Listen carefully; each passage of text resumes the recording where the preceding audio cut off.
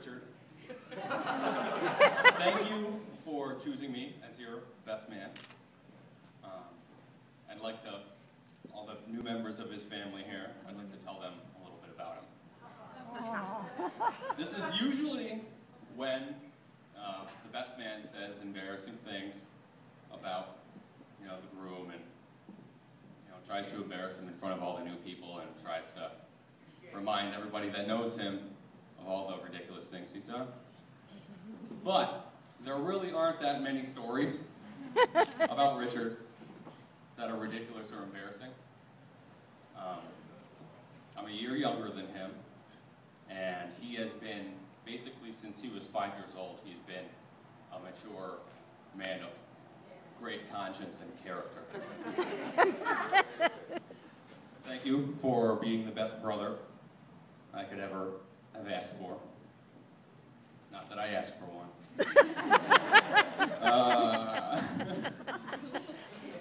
Okay, when I first met Maria, I'm not a genius, right? I've made a lot of mistakes, but I am an excellent judge of character. I don't think I've ever been wrong about a person. And I knew right away that these two, they had so much in common. She's more intelligent than he is and more creative. But they're both very intelligent, creative, wonderful people. And the first time I met her, it was actually at a wedding, and I was looking at them, hoping that someday they would get married, so I'm glad they did. I'm gonna read something, and then I promise I'm done, and then everyone can drink. A little nervous. Come on, Mike, read it. I'm your sister, Mike. By the way. Okay. Somewhere, sunlight falls on capillaries of perfect blue water as they converge on the ripped and weathered face of some nameless mountain. Down it runs, and onto level ground, and into the dirt it doth sink. With one touch of this cold blue perfection, buried seeds awaken, germinate, and climb out of the soil. These primordial babies of the forest, with their sprightly green faces, gaze up in mute wonder as they are kissed by the sun for the very first time. Here, beauty is easy, natural. This is the love between mother and child. Far away, there is a bleak, formless, colorless landscape, devoid of ease. Here the sun is unforgiving, and the sainted crystal waters of the mountain are nothing more than a dream that mocks on a cold windswept night. The love between a husband and wife is a flower that blooms in this desert. It thrives against all cruelties cast upon it. Its colors richer in the blinding sun. Its roots run ever deep. The love between a husband and wife is an oasis unto itself. Cheers.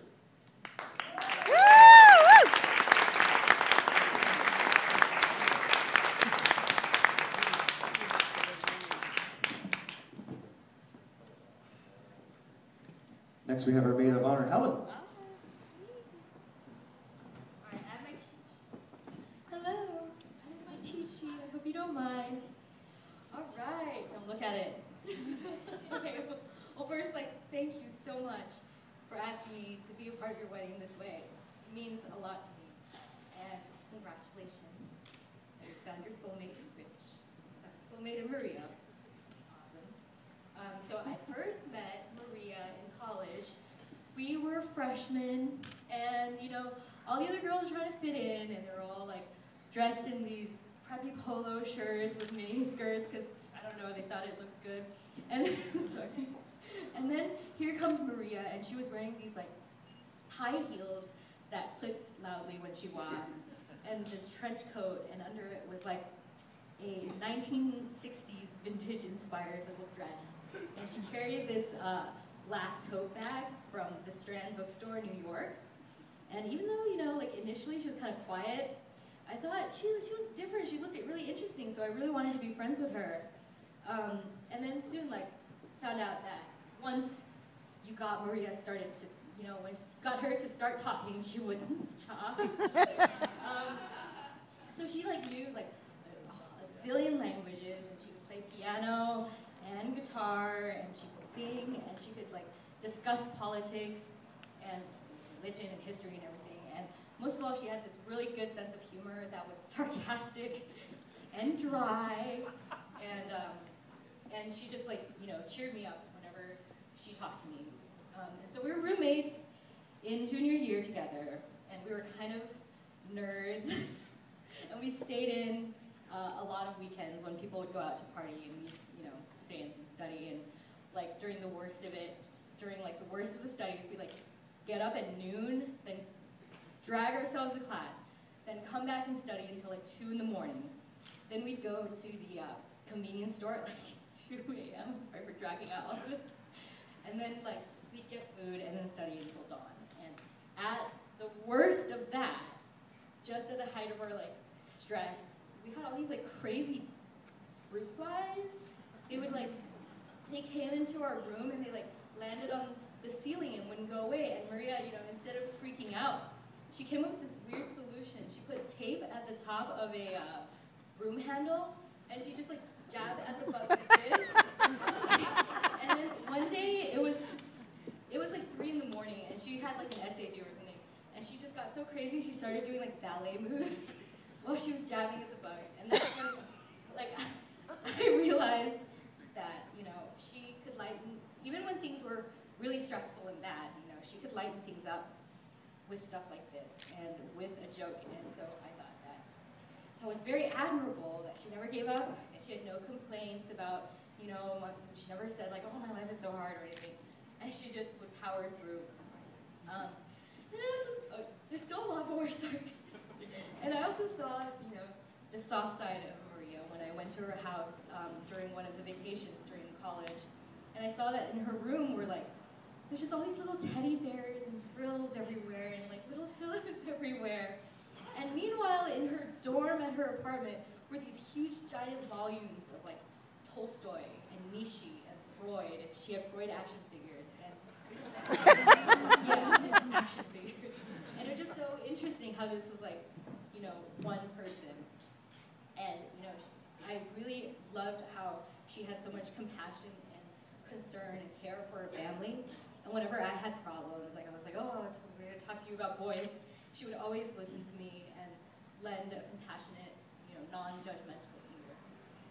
So when Maria met Rich, it was like two minds meeting, two like-minded minds meeting. And I remember when she was like talking about him for the first time, saying how he was a creative type and a writer, he was in the Navy, and she just like, her face just like lit up when she talked about him.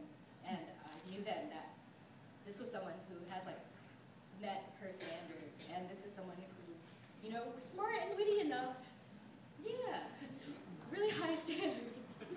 And this was someone who was smart and witty enough to keep up with her, and you know, she didn't have to like compromise herself to be with him. So now, like when I think of Maria, I think like her sharp clicks of her high heels, it's like her sharp tongue and her quick wit, and her trench coat is like her tough and strong exterior, and you know, the Strand book bag is like filled with her knowledge and filled with her wisdom, and that pretty little dress underneath is like just that like warm and soft heart that she has. And oh my God, I'm tearing up. I didn't think I would. And anyway, so I think it's wonderful that Rich brings out the best in her and compliments you in every way. Oh my God, I'm tearing up. And that he highlights all the best of you. So cheers.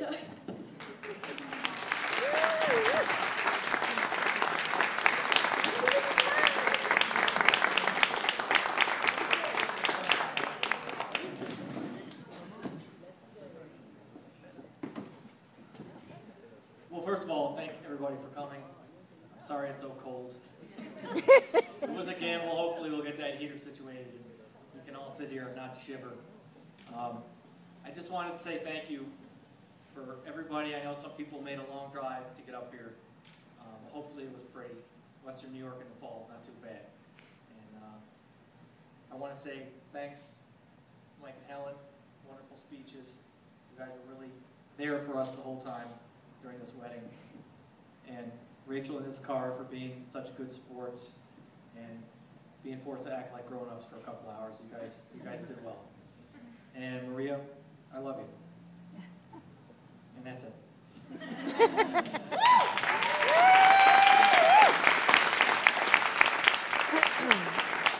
All right, at this time, ladies and gentlemen, I'd like to introduce myself. I'm Tim from Jimmy C's. I'm here to take your requests. Anything you need, feel free to come up and ask.